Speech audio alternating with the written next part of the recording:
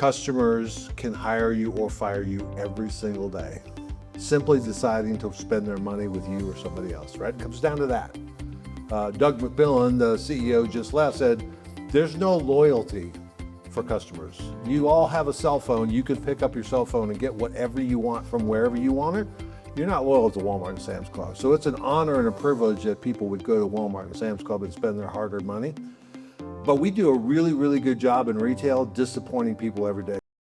Thank you for everyone coming out today. I appreciate your patience. And that's starting. We're really excited to have our first Supplier Community EXCHANGE here today. A little bit about Bay Cities is we've been here for 12 years. The company's over 65 years old, and we help brands. Pretty much my daily activity is helping brands execute at the store level and working directly with retailers to make sure your merchandising programs are set well at store, everything from design to manufacturing. So today, we're going to be talking about how supplier teams are pulled ahead at Walmart right now aren't choosing between executing well and growing. And they're doing both. They're keeping product flowing, modulars clean, products available, and exceptions resolved fast. And at the same time, they're making smart investments in Walmart Connect, in-store activations, displays, and merchandising programs to stack incremental value on top of that. I think what we'll do is we'll go ahead and do a quick introduction, Mike, if you want to go ahead and start. Yeah, good morning. Good morning. That was pretty good. Yeah, that was better than me. I was going to make them get up and do the Walmart cheer. I don't have to Let's now. do it. No. What's the Bay City cheer? How does that work? Are you the ampersand? Maybe. You're the ampersand. Yeah. Mike Grain. I've been in the industry for 42 years. Been with Procter & Gamble. Started my career with Procter & Gamble, like my good friend Henry here, literally in 1982. And in 1989, I was asked to move from Cincinnati, Ohio to Northwest Arkansas to work with a big growing customer called Walmart, who frankly didn't like us very much. Won't go through that whole story, but I relocated here with my family, started the team. Henry came and joined us, I guess a year later or so. About the same time. Was it? Yeah. Okay. Well, yeah. You just weren't very noticeable then. I don't know, maybe just did. No, I was down in Dallas. That's right. Yeah, you were in Dallas. I told you. God, he joined the team. Oh, Messing with them. are we going to start this? Yeah. Okay, let's go. But I was with P&G for 25 years working with Walmart. Got to do a lot of really cool stuff. I mean, everything from even hooking up email systems. Believe it or not, we couldn't send cringe. Could not send an email to Walmart when we first started. 100% of our business with purchase orders and invoices were on fax machines. For those of you who don't know what a fax machine, we'll talk later. But just a lot of cool stuff. And then we got involved with data sharing, and I spent a couple years inside of Walmart helping develop Retail Link, which is now Scintilla, I guess they call it. But had a really cool career, including starting the first RFID platform with Walmart and P&G. Left P&G in 2008 and I joined Walmart, and I did everything on shelf availability. So algorithms, in-store robots. If you guys remember where the robots were going in stores, I led that program. I deployed a program called Spark, which is now called Scintilla. I think went from Spark to Volt to Scintilla, so I did that for a while. And then literally for maybe 20 years, really worked with Walmart with RFID. We've done 5 executions of RFID. We finally figured it out, I think, which is great news. I'll talk about that later if you want. But to me, it's been all about making sure the products are available on the shelf. I left Walmart in 2019 because I'd worked for great big P&G and great big Walmart and wanted to work with some other folks. So I'm now working with people like Nordstrom's and Dick's Sporting Goods and Kroger, to mention a few. That's me. I'm Henry Ho. Whatever Mike said about me, until 2001, we were at P&G together. We came down and started calling on Walmart. I did go down to Dallas first, you're right. Thank you. Yeah. And part of my journey in CPG was going to Hong Kong with P&G to help with Walmart's Asia expansion. So I spent 6 years in Hong Kong, did that role of being the Asia team leader for P&G, and then came back here. I also ran the Hong Kong country and Macau business for P&G, which was a thrill. It was full circle for me. I was born in Macau. So P&G sent me back to Hong Kong to run that business, so it was kind of fun. Over the last, I left P&G after 19 years, started various companies, but the latest one was called Field Agent. Field Agent acquired Shelfgram, AI platform back in 24. We rebranded to be StoreSite, powered by Field Agent, and that's where I am today. Thank you, Henry. Sanel? Hi, everyone. I'm Cynthia Bonner. I'm the Director of Retail Operations over at Queris AI. And I've been in the Walmart community for about 20 years. I've done everything from work for Sam's Club. Actually, I worked on the pricing team when you guys pitched right there at the beginning, when Field Agent was just starting out. Did you buy it? We played around a We little bit. played Yeah. around a little bit. That's a no. Okay. Yeah. It was really early on. It was when they were just starting out. But I've been in the chair for about 20 years here, doing everything from category management to replenishment to building tools for companies. So what I'm doing right now is trying to shorten the time between the question and the answer for suppliers and get the resolution to their problems with speed and clarity. So that's all for me. All right. We're going to jump right into it. So the beginning is the foundation. So flows, mods, execution.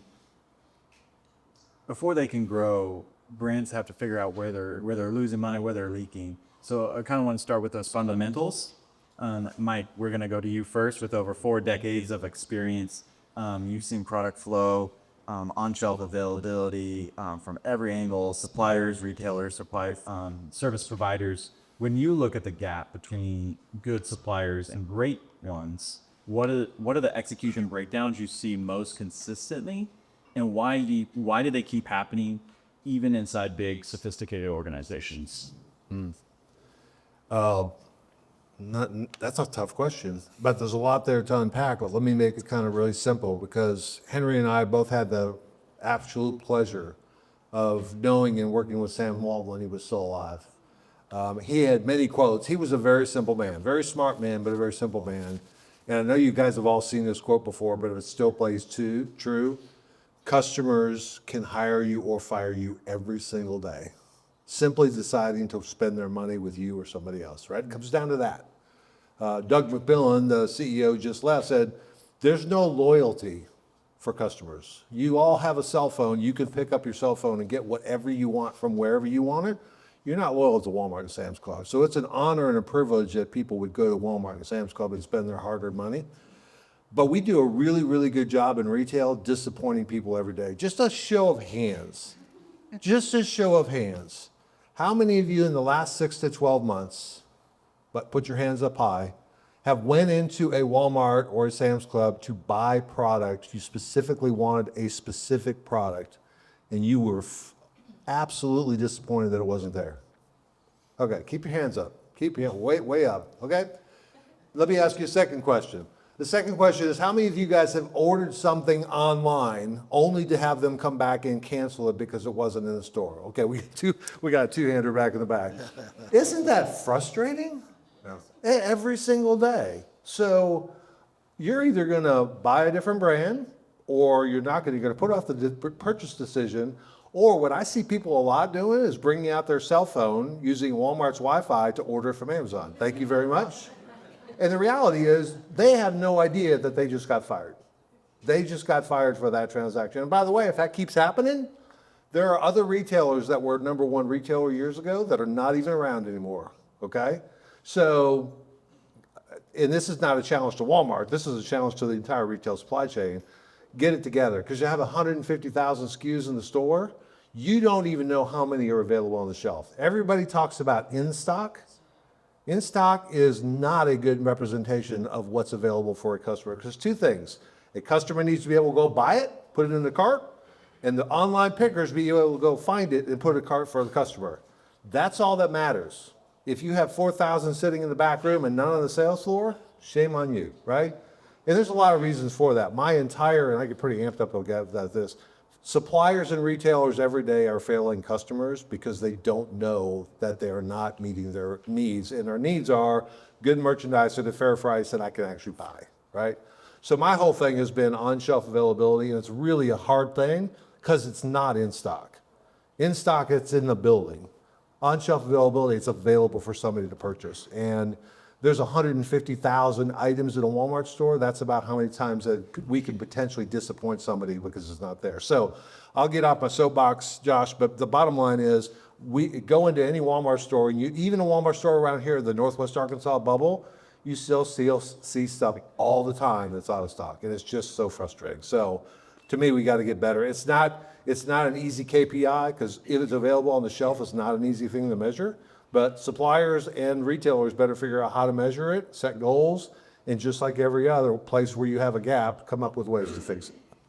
I think that's really important. I mean, even in our space where we're selling displays and brands are spending a lot of money and time and energy to get these vehicles into stores to be their best branding opportunity, and for it not to execute and for it not to make it to the floor is kind of a big deal. A lot of people along that hierarchy are going to be a little disappointed. So how does the supplier know if their coverage program is actually protecting that investment at the store level?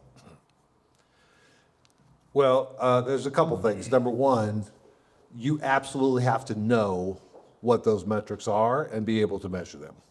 We can all have sales targets. We can have profitability targets. We measure that stuff all the time, every time. How many of us are actually measuring on-shelf availability at a Walmart store for our products? And I'm not going to ask you to raise your hands because it's a really, really hard thing to do. There's no metric in Scintilla that tells you if it's on shelf or not, all right? The best they have today, and I'm not putting them down, it's the best they have, which is how many nil picks happened, where somebody went in to buy something, couldn't find it, and nil picked it. So you're going to let your customers' disappointment because you don't have it trigger your problem solving? That makes no sense to me at all. And I had that debate when I was in Walmart and I lost because it was just too late. So number one, you got to measure your on-shelf availability. Number two, you have to set a goal like everything else. And by the way, 100% is never a realistic goal. You're never going to be 100. But I'm seeing companies that are pushing 97, 98, 99%, and that's pretty dang good. To go from 92% on-shelf availability to 99 with one very big company that I've worked with before, that was as big as the biggest broad brand launch they've ever had, just by getting their stuff on the shelf, right? And it also avoids the buyer coming in and saying, we're going to discontinue 3 of your items because they don't sell very well. But I told you pictures where they were on the shelf. I don't care. They're not selling them, taking them out. Because the buyer's not going to go put the product on the shelf. Let's be honest. That's not their role. So measuring it and then putting resources. So measuring it is kind of the thermometer, measuring it. And that's people like Henry and his team do a great job of telling you if it's on the shelf. But you better action some resources in the store, whether your own or a PSP, to get it back on the shelf. And the way you measure success, and I'll finish up with this, Josh. Anybody ever heard the term recovered sales before? Okay, if you have head nods. So if I'm selling 12, 15, 18, all of a sudden I went to 000, pretty sure it's not on the shelf. I action it. I send in a Costa or an Anderson or somebody in the store. They use Scintilla. They get it back on the shelf. They indicate, yes, I put it back on the shelf. And then we watch point of sale take back off again. That point of sale is recovered sales. It's not incremental sales. It's not business building sales. It's just getting back on track. So my success measurement is if you don't have that as a KPI in your business, figure out how to measure OSA, number one, and number two, measure your recovered sales. That tells you how much impact winning at retail really does. Hey, I even called the name of the, hey, do you like that Matt Pfeiffer? I worked winning at Walmart at retail in there. Appreciate that. Henry, I'm going to come to you next. Platforms like StoreSite are giving sales and category management teams something they've never had before. Millions of shelf images in near real time across tens of thousands of stores. From your perspective, when you put that retail truth in front of supplier teams for the first time, what's their reaction? There's several reactions, but most of the time it's like, how do you do this? And then it becomes, okay, what can I get out of that? So we bring something that has not been thought of, but has been possible and made it possible. And so, what if you could see hundreds and thousands of stores in your category anytime you want to see it? What if you could travel from market A to market B? What if you can travel backwards in time travel, to be able to see the shelves and see what's going on there? What if you could see competitive activity that you had no idea was happening in this market? So it answers all those questions. What if you can see? Mike mentioned, if you want to fix a problem, you need to measure the problem. Well, you can't fix and measure something if you can't see it.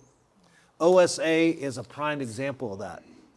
Yeah, there are going to be some signals that you can pull if you're in a high velocity category that sells 12, 18, whatever. But in the lower selling velocity categories, you have no idea what's going on.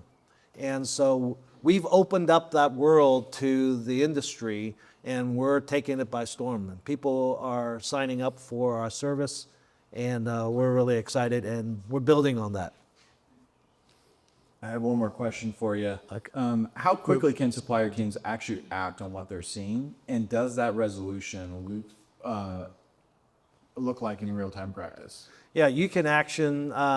If you go into the store site system this morning, you'll see potentially something that was captured as early this morning or late yesterday. So it's really near time. And so be able to action something that was not on the shelf or should have been put up on display, you can action it really quick.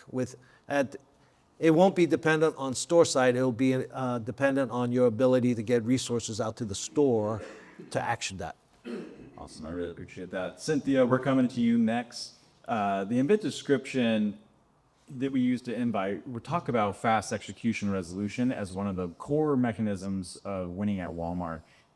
What does it cost a supplier team when X exceptions are taking days or weeks to close instead of hours? Well, exception resolution is it's not usually the complexity of the problem, it's the fragmentation of data that you need in order to solve it. You have to pull things, while your team is searching and hunting, the clock is ticking, and if that takes days instead of hours, the merchant conversation's already moved on. Your opportunity is gone to leverage that into a good connection moment, or it's also already showing up in your reporting data, so you're not in front of it. So you're already playing from behind at that point. So the teams that win are the ones that are closing that loop, because Walmart moves at a speed that taking a week to make a decision is just not an option. Most teams have the data that they need to solve their problem somewhere being the key word. Is it in Excel? I got to pull from Scintilla. I got to pull from my own stuff. Like, there's data all over the place, and it takes a specialist to put that together. So closing that time loop, that speed of clarity, shortening that time between when that question is posed and when you get the answer, I think is probably what, that's where the edge is. That's where Walmart teams are going to win. So when brands are preparing for line reviews and understanding those numbers and making sure that the replenishment manager and they're all connecting, what does that cost as a supplier team when the story doesn't hold together in the meeting, where they're not matching the data with what the merchant is seeing and what the brand is presenting? Well, for starters, it costs you credibility. When you go into a meeting and you've got 3 different sets of numbers, you're no longer talking, the conversation changes. It becomes about, which ones are right, who got the numbers right. It costs you your credibility, and any salesperson, if there are any in the room, can tell you that that's really difficult to walk back from once you get into the meeting and your numbers are wrong. Suddenly the discussion is not about growing your business, it's about the numbers. And that's in this essence what it is. You're not going to see that buyer data for 6 months, maybe a year. You get one moment. You cannot walk into a room with a different set of numbers, and they're looking at the same data that you are, probably right before you walked in that meeting. So you have to make sure that your data at least is going to match theirs. Now, Walmart is very fond of one version of the tree. And if you want to meet your buyer where they're at and connect with them, and for them to respect and value the information that your team is sending them on a weekly basis, you have to be on and your numbers have to match. It's just the way it is. Appreciate that perspective. We're going to jump into our next section, which is investments into impact, making dollars turn into sales. I believe getting the shelf right is one step in the process. Let's talk about what best teams are turning into, they're spinning into sell. Mike, we're going to ask this question to you. What does the operation rhythm look like for teams that actually connect their investment dollars to store level execution? And what does that break down for those ones that don't? The responsibility and accountability to make sure that execution is done correctly is 100% the retailer's responsibility. The reality is they don't have enough resources to be able to do that. I don't care if they double their staff, there's always more to do from a retail standpoint than there is time to get it done. So they prioritize the best they can, okay? And I'm not being critical. And by the way, if you go into any of the Northwest Arkansas stores, we call them bubble stores for a reason. They're gorgeous, they're beautiful. All Walmarts should look like that. We all know they don't, right? Obviously, more resources and more attention is to these stores than any other stores probably in the chain. So especially outside of Northwest Arkansas, there's just a lot to do. And you'll go into the back room of stores, and they've unloaded 3 days worth of freight, and it's just sitting in the back room. So the last time I checked, we don't sell anything from the back room of the store. Maybe a few bikes here and there, but the reality is, I think it's up to the supplier to own part of that responsibility and make a decision that we have all of these customers coming in their stores every day. I don't see a day, because people always ask me, you've been doing this 40 years, do you think stores will go away? Absolutely not. I can't see a day they'll go away. Statistics like 95% of the U.S. population within 10 miles from a Walmart store. I mean, they're right in your backyard for the most part. They're going to change and morph. They're going to come in, they're going to turn into fulfillment centers, which they're already doing. And I would argue that Walmart's got to figure out a better way of doing that without disrupting the customers that are shopping normally. But by the way, I still got to get stuff out of the back room and get it on the shelf, right? And I still got to clean the floors, and there's tasks that have to happen. So the reality is, I think it's incumbent upon most of the suppliers, A, like we said before, if on-shelf availability is an important thing to you, figure out how to measure it. Number two, make some of your investment dollars that Walmart thinks they own, but I don't believe they do, some of your merchandising money, and say, I'm going to help supplement it to make sure my key items are on the shelf as often as I can. And I think that's incumbent. And so much so that I think it was 2013 or so. I told you the story before. Myself and the senior vice president of operations and I just went face to face, and he said, because I want to give a tool to all of the suppliers and the third parties out there so they could do the work. So if I've got a product that's not on the shelf, I got to go bug an associate. Hey, can you come scan this? Can you tell me? Can you do a pick, whatever? I got to go bug the associate to come and do my work for them. So we built a tool called Spark, which allowed the suppliers to do that. It was a whole kerfuffle inside of Walmart's home organization. We finally decided to do it. It's now morphed into something called Volt, and now it's in-store Scintilla. And it just makes sense. Their vendor partners are there to make sure their stuff's on the floor. Ultimately, that's the store's responsibility. But when they can't do it, you're incumbent to make sure, not just take the pictures and send them to the buyer and go, I got it out of stock in store 4080, can you fix it? No, they're not going to fix it. That's not going to happen, right? So you got to somehow take things into your own responsibility and fix it yourself. And I'm a big believer that that's taking over where, unfortunately, the retailer just doesn't have the bandwidth to do it. Thank you, Mike. Henry, this excellence for you. I'm kind of looking forward to the answer here because, a lot of brands are looking for ways to negotiate with the retailer and have case studies for why they should have specific activations, whether that be on shelf, off shelf, or on an ACAP or special feature. What does that data store need to look like to make a confident decision?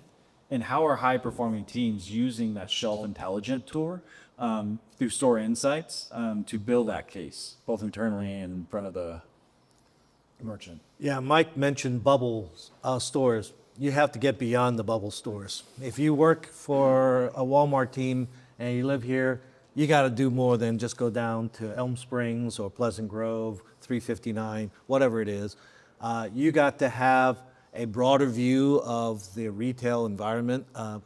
Good news, bad news for suppliers. Good news is that you have a tool that gives you broad view. Bad news is that Walmart's buyers have no idea. They don't have the tool. So one of the themes that I have here is in order to sell your program, you have to know more about what's going on in the store than the buyer, right? The buyer has no way of seeing all of their stores.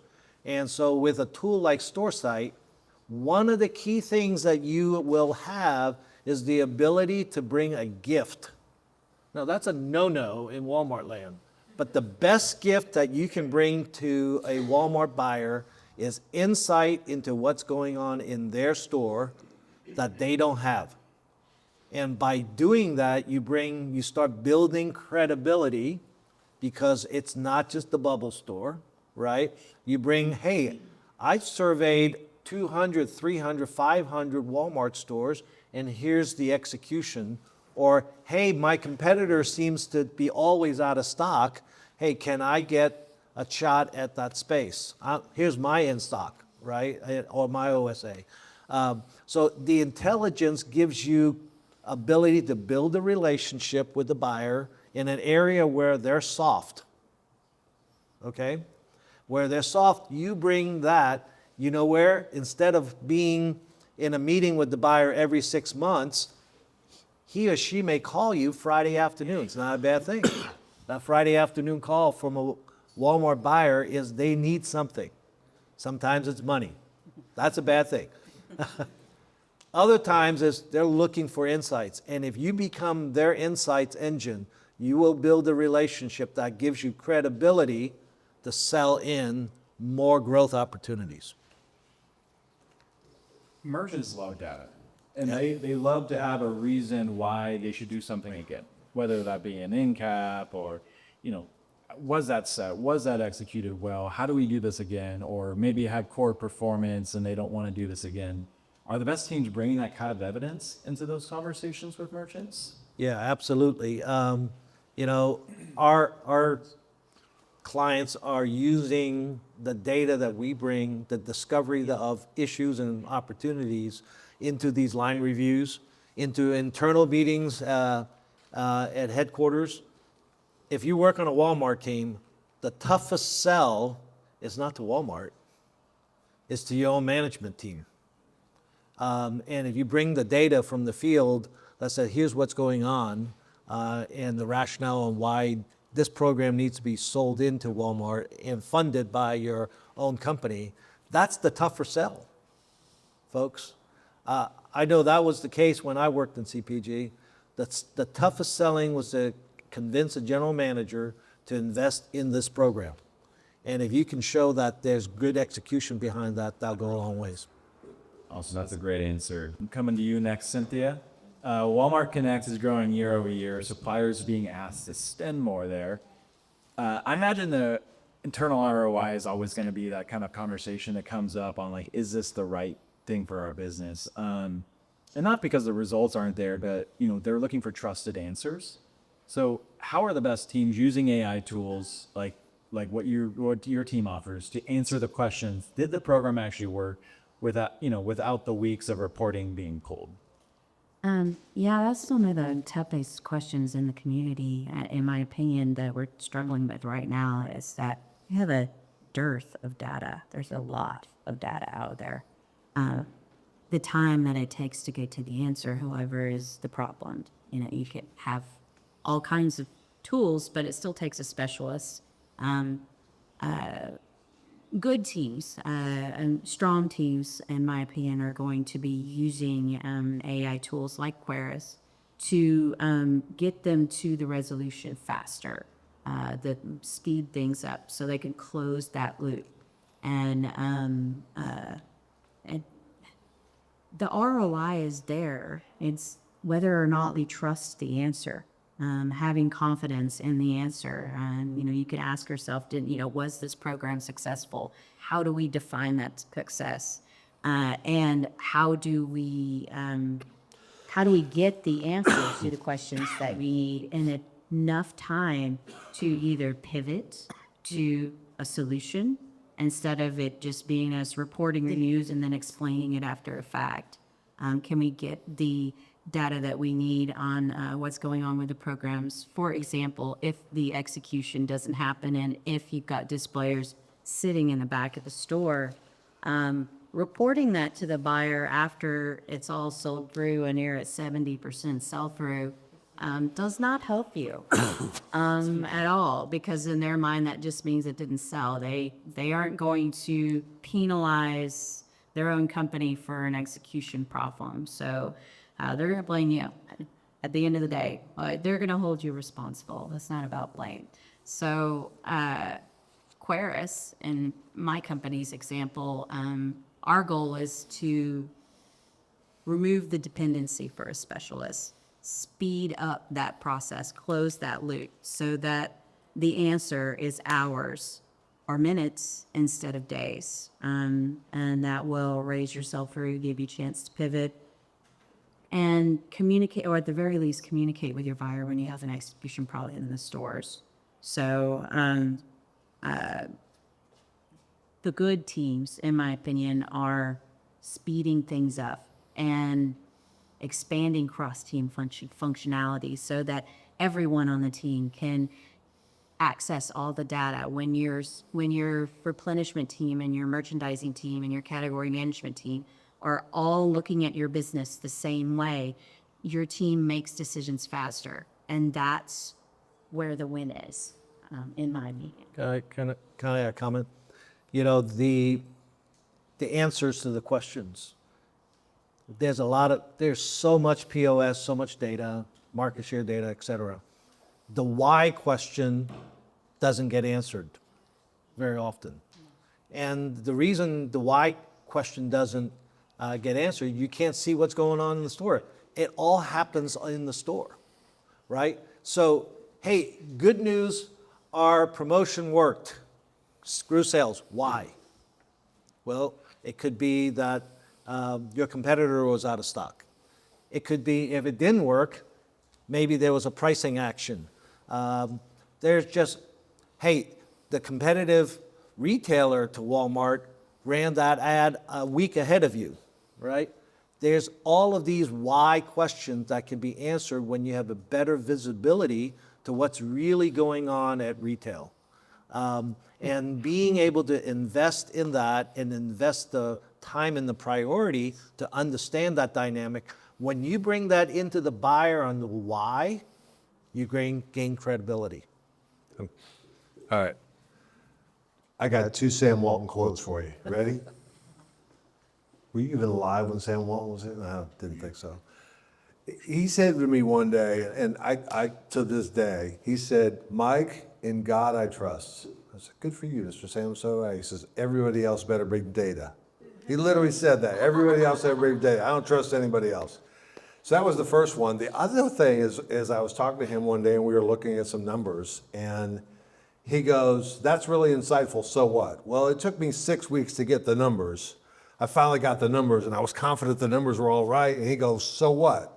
I was like, crap, I didn't answer that. I'm too busy getting the numbers. He goes, "Mike," like it was yesterday, "you can be a thermometer or you can be a thermostat." And I go, "Say more." He goes, "Thermometers measure stuff." I go, "Yeah." "Thermostats measure stuff and make changes. I need you to be a thermostat." Now, you're never going to see that in any of his books, but that's the kind of simple guys he was. So I thought those 2 quotes based on this conversation were pretty appropriate. Mr. Sam said, "In God we trust, everybody else bring data," and Don't That'll just be be a a thermometer. Don't, I mean, as much as we're all preaching about the value of knowing what's going on in OSA, et cetera, if you know it's 90% and you're not doing anything about it, then why even know it, right? So take action on it. I like those quotes. That's great. Which is a great segue into our next segment here, which is incremental lift, earning more trips, more conversations, and more share. So let's close this panel talk and jump right into it. Mike, when suppliers genuinely want to grow their Walmart business, not just defend the modular, but actually like protect it and grow it, what are the moves that create real, durable incremental lift? And what are the things that look like growth investments, but are really just noise? It's going to step all over you. You're not going to like it, but I'm going to step all over it. First off, you have to have the items people want at the price they want. Let's just be honest. Retail is not a complicated business. Is it on the shelf? Is it priced right? Can I get it, et cetera? Obviously, good, clean bathrooms and a fast checkout experience, et cetera, all those other things. But at the end of the day, if I go to the store and it's a beautiful store with beautiful bathrooms and absolutely beautiful, but they don't have my stuff, or it's way overpriced, I'm not going there, right? I'm just not, right? So that's the first thing that I would tell you. Number two, so you better have the items that work. Number two, and Walmart has lived and died on this, and to my knowledge, I don't think they'll ever change it. At the end of the day, we're going to focus on the side counter, the modular, whatever it happens to be. Everybody gets in what Henry and I used to have these debates all the time at P&G. Our salespeople spend 80% of their time trying to sell displays and features. Mm-hmm. But the reality is 85% of the product sells off the side counter every single day. That doesn't mean it's not important. It's critically important. It's a business builder. But don't build your business off of features and side and promotions, et cetera, because that's not what the Walmart customer looks like. That's why you will see them taking stuff off the side count, off the features, and putting it back on the side counter. That's the way that business is built. I can't imagine them ever changing that. And so at the end of the day, I just make sure your stuff's on the shelf, and that it makes, from my perspective, sense to the customer. I love going to the hair color and and shampoo area and watching, usually men on the phone. Which one is it, honey? Which one is it? How is this stuff even assorted? There's 400 of them. Where the heck? So make it make sense to the customer. And I think the signage that's happening now is much better. It's either blocked by brand, or it's blocked by use, or blocked by something. And Walmart, and I think the suppliers are doing a much better job of educating the customer about what exactly am I looking for. I don't have to stare at the shelf for 3 days to figure it out. It makes sense what I'm looking for. At least it's getting better. Coming soon. It's not a plug, but coming soon. Everybody's seeing these digital shelf labels at Walmart, right? Coming soon, you will eventually be able to load your shopping list into your phone, and it goes, go down aisle 822, look to the left, see the red light, pick 2 of those. That's what you want to do. It's going to help guide you. Those shelf labels are going to be more than just changing prices. They allow the online pickers to find product. They allow the stockers to stock stuff. Very soon they'll be able to allow customers to be able to use it as well. That just really helps, because you know what? I don't want to spend much time in a Walmart store. That's not the highlight of my day. I want to get what I get out, et cetera. And the reality is I do 98% of my shopping online, and they just deliver it to my house anyway. But that's a whole different topic. But yeah, my biggest is you got to be on the shelf every single day, or somebody's going to squish you something else. And I agree with you as far as like what we do. I mean, it's an incremental opportunity. So they're not, those opportunities aren't always going to be there, and they can't build their business off that. That would not make a lot of sense. So they're really a billboard to drive back to shelf, to drive that education, to drive the awareness. So then when they're in the aisle, they can see the brand, they can see the color, they know what they're looking for. The merchants are doing a lot of, the retailers are doing a lot better job of that, signage and communication, so they can go from section to section. Well, that's a better answer. I thought you were going to say, Mike, it's time for you to leave. At least you showed up me time. That's what wants to be. We still appreciate you for being here. Henry, let's get this concrete for the room. Supplier teams want more. They want more trips. They want more conversations. They want more share. Not incrementality, better execution, but generally more. How are high-performing teams using shelf intelligence to understand that growth and what that actually looks like versus just defending it? And what are they doing differently? Yeah, I love the comment about defending your shelf space. And you know what? Defense your shelf space tend to be the bigger established brands. And there's quite a bit of change happening in retail and in many food and beverage categories, as people know, right? If you're in the beverage business these days, that world is changing right in front of you. Established brands are fighting like heck to defend their shelf space because the newcomers are coming and they're bringing healthy for you, zero sugar, whatever it may be, the protein, right? That shelf space is getting reshuffled. Categories are getting reshuffled. And so there, for the newcomer brands, there is tremendous opportunity to win shelf. As Mike said, you got to have the basics. You got to have products people want and so forth. But if you're the big brand, the buyer is going to want to display you, and because you're the base of the business, but that base is being eroded. And so there's tactics for somebody who's playing defensive, and there's tactics for people who are aggressively going after new business, new shelf, and so forth. And so that world's changing. Snacking is the same thing. There are some categories that are not changing. And so there are different tactics to win and to grow. To grow for a lot of those state categories, just stay on the shelf. You're not going to get a lot of merchandising. That's not going to happen. So winning on the shelf there makes all the sense. And lastly, growth comes from, if you're doing all the other things right and you want to break ties, you want to be indispensable to that buyer. The buyer sometimes has to make a call to go left or right. Very similar deals. And if he has or she has a relationship with you and you add value to their work, you will get that growth versus somebody else. That's a really good answer, and I don't have much to say about that. Cynthia, let's close this section up with something practical. A supplier team in this room may go back to their office today and want to make a smarter, faster decision about their investments, what might fix their Walmart business. How is the best teams using AI tools like Query's AI to close the gap between the data that they have and the decisions that they need to make starting the week? Well, if I have one piece of advice to give, I would say that, you don't need more dashboards. We really don't need any more dashboard, I promise. Please stop with the dashboards. We need answers. So the best teams are finding ways to close that turnaround time, speed to clarity and results. And it's not just about efficiency anymore, and it's not about whether or not you have an analyst either. It's about freeing up your analyst's time. With Queris, anyone on the team can ask a common language question and get an answer back that is based on data and numbers, and freeing up the time of your analysts to focus on strategy, to focus on forecasting, focus on keeping the shelf full. And that's a full-time job. And if your analyst is spending all their time working on reporting and building dashboards, you're falling behind. You're falling behind, and you will continue to fall behind as this industry continues to evolve. Walmart has been on the cutting edge of data analytics since data analytics started, even in May.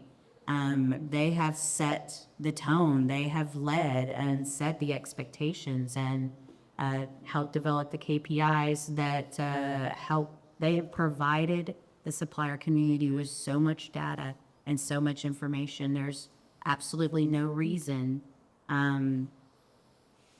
not to be able to be successful on shelf, so long as you have the right tools and the right team in place. At the end of the day, it's a race, and he who gets there faster and has the answer faster wins. It's just that simple. Thank you. I appreciate that. So we're going to do a quick rapid fire round here to end it. I know we're closing in on time here. So what's one piece of advice for every single supplier in this room? One thing that they should start doing or stop doing or do differently starting next week. Mike, you go ahead first. We try to keep it to 30 seconds. How about 2 seconds? Be a thermostat. Let's do it. Be a thermostat. Okay. Okay, well, if I had one piece of advice to give, it would be stop using data access as a bottleneck in your business. Get access to the data, get a tool that can sit on top of the data, not just Walmart's, but also your own in your corporation, and speed up that time loop from question to answer so that you can be the A player that buyer that the buyer is needing, because Walmart is all about speed to resolution. Yeah. I would say a picture's worth 1,000 words, and he who can pull those 1,000 words together and use AI to tell a story, and then bring a gift. Always bring a gift. It's, in the Asian culture, when you visit people, you bring a gift. Bring a gift to your buyer, bring a gift to your manager, bring a gift to your CEO. Help them understand what's going on in the real world. That's a really great sales tactic. Where's our gift, Haley? I have it right here. Oh, yeah. You want our gifts. All right, we have about 5 minutes left here. Are there any questions that you guys have for the panel? Wow, it's a shy audience. Come on, guys, at least one. Yes. Yeah, it's a fantastic talk. So I got a lot of insight from it. So I work for a computer vision AI company. We saw how the large language model came to be so capable. So I wonder what's your view on, so you talked a lot about action. I think that's probably the most frustration I saw from client. I got off everything, but how can I fix it in time? So I guess I have two questions. One is, how do you think the AI will change kind of work and advice that you want to give us? And the second thing is, do you have any advice on how to be a thermostat but faster? Yeah. Hey, Mike, can I take a crack Sure. at that? Mike, we've all been around a little while up here. We've seen it. Mike and I always say this, that, hey, if you use the same solutions that you've always used, you're going to get the same results, right? And a lot of things that are happening in the industry hasn't changed very much over the last 30 or 40 years. Staying in stock is still staying in stock and on all those things. I think it's going to require a different way of collaborating across the supplier and vendor community to create solutions that can be acted upon. I think you need to bring the retailer, the brand, and the tools, right, together and say, what are we trying to achieve? Sometimes I don't think, and this is not true, sometimes I don't think Walmart really cares about being in stock on the shelf, because they don't act like that. And that's not true. Nobody would ever say that, but they're not actioning like they need to. And part of it is because we're not collaborating in the solution. No one party, whether it's a retailer or the brand, owns the solution. We have to come together and create new solutions in collaboration to solve the problem. Otherwise, 10 years from now, we'll be sitting here and saying, you know what, the execution stinks. I've been saying it for 4 decades. The execution really does stink. It's really bad. It's so bad that right now the way that you can tell, just based on what data you pull out of Scintilla, the way that you can tell that your program is executed is you posted a sale in the store. That's really the only definitive way that you can know that it's actually out on the floor, unless you use the pictures or on the shelf. And, a lot of companies, that's how feel they got going. And, I need someone to go take a picture of a shelf. Yeah. Don't wait. There's the execution size. You want to talk about how the execution size? Oh, I think it's perfect. You're always right. AI is going to fundamentally change everybody's role. And I think everybody's pretty clear, this is not about eliminating people. But if we just take a Walmart associate, I was telling you guys about this earlier, if you just take a Walmart associate in an 8-hour day, how much time do they spend scanning shelves, taking pictures of VizPix backroom, doing RFID wanding and all this other data collection? That eventually is going to go away. If you all go down to the Pleasant Grove store, 5260, and I told him about this, you will see 150 RFID readers in the ceiling. That means nobody has to collect any more data. It just tells you, hey, there are 3 items that are in the back room. They are not on the sales floor. Go get them and bring them on the sales floor. I just took 8 hours of my day where I was wanting and capturing data and sending data up. And instead, I get up the first thing in the morning and goes, these are the 5 things you have to take care of. Your shelf's in good, but now go spend time with customers. Guess what? Not all Walmart associates like to take care of customers. Some of them are very introverted. Go talk to the people who are doing online picking and ask them a few questions and see how their day's going. You're not going to get much of an answer. You're not, because they're laser focused on doing work, right? And that's a fundamental. I mean, we laugh all the time. The problem with reward systems is they work. They rewarded for picking 30 or an item every 30 seconds. If you come up and ask them where things are, it completely violates the 10-foot rule, which is if you see somebody, greet them, make them feel helpful, et cetera. They're completely at opposite ends of the extreme. So the answer to your question is, we're going to have a lot of freed up time, which allows us to spend more time going, okay, that's what the data says. What are we going to do about it? The thermostat part of that. The thermometer part of it, no offense, Henry, et cetera, that's not the fun part. Getting all the data together is not the fun part. What are we going to do about it is the fun part. And so I think our jobs are going to fundamentally change. And if you just like cranking Excel macros and you just get excited about a new macro capability, you better figure out where else you want to work. I'm not saying you're unemployable, but the kinds of work we want in the future are people who are really knowledgeable at the shelf and the customer and figure out what we're going to do to make it better. Any other questions? I know we're past time, so unpopular. Sorry, asking the question. Came for class. And like About you. you all might have a good point of view. It might be in the room, but how is AI impacting today relationships between merchants and suppliers?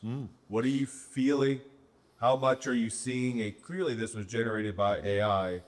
Recap, ask, etc. And I'm curious. I'm like, okay, what should we be doing about it?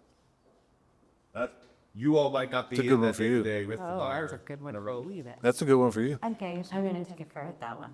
So, the question is, how is AI impacting relationships with the buyers in terms of, can they tell that they're getting AI generated content, for recaps and summaries?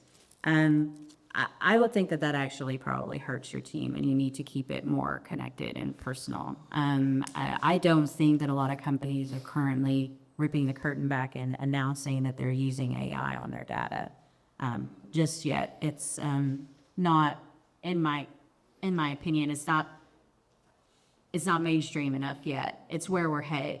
So I have not seen anything other than, in my own clients, I haven't seen anything other than increased connection, in that the buyer knows that they'll get a response when they ask a question. Because a lot of times they ask a question, it goes out into the ether, and the answer doesn't come back for what, 6 weeks, 4 weeks? The speed with which you can interact with and answer simple questions that you don't have a dashboard for. It's just, it's changing the game. And the buyers, it builds trust. It creates more connection, creates more opportunities for collaboration. And when they have a problem, they're going to call you. And that's path to what? Category advisor next round, or whatever opportunities might be on the horizon. It increases your, what is the word I'm looking for? Capacity. Pardon me? Capacity. Capacity. It increases your capacity, but it also increases your credibility. Credibility. Yeah, AI is not the solution. AI is the engine that'll bring real insights to you. Then you can talk with a buyer through things. Being able to use AI to simplify tasks and whatnot will go a long ways. Makes you smarter. makes you smarter. You can't have the AI talk to the buyer. And if the buyers can sniff, though that's one thing I remember from calling on buyers, it's they can sniff out bad data, they can sniff out wrong data, and they can sniff insincerity. Yeah. So be not that, and bring a gift. I have one thing I wanted to say. With as much as certain AIs can hallucinate, any Vine team that is letting AI generate their content that's not, it's going to take you longer to vet what your AI came out with in a lot of cases with hallucinations and get rid of those. You're going to spend so much time doing that, it'd be better for you to write the email yourself, in my opinion. There's definitely, like, no doubt the hallucinations are happening, the chaos, personal relationship, our ability to handle complexity is today exceeding what AI can do.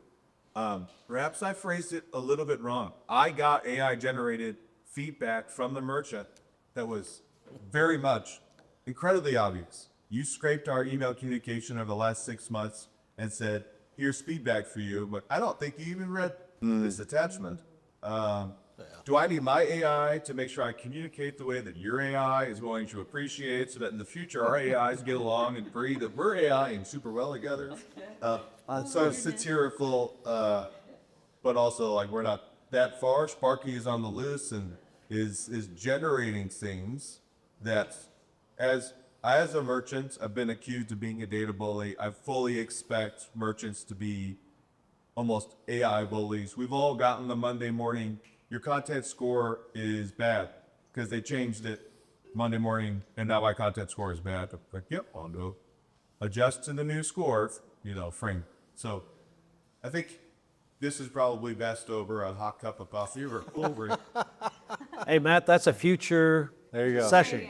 exchange. Yeah, future exchange. The one cool thing about my experience is I've had 25 years with Procter & Gamble. I've sat on that side of the desk. I've had about 15 years with Walmart, and I've spent a whole bunch of time in the solutions. But it's fun to go to merchant meetings where a buyer and supplier are there. You go, I know that question, but I know the real meaning behind that question. I know their answer, et cetera.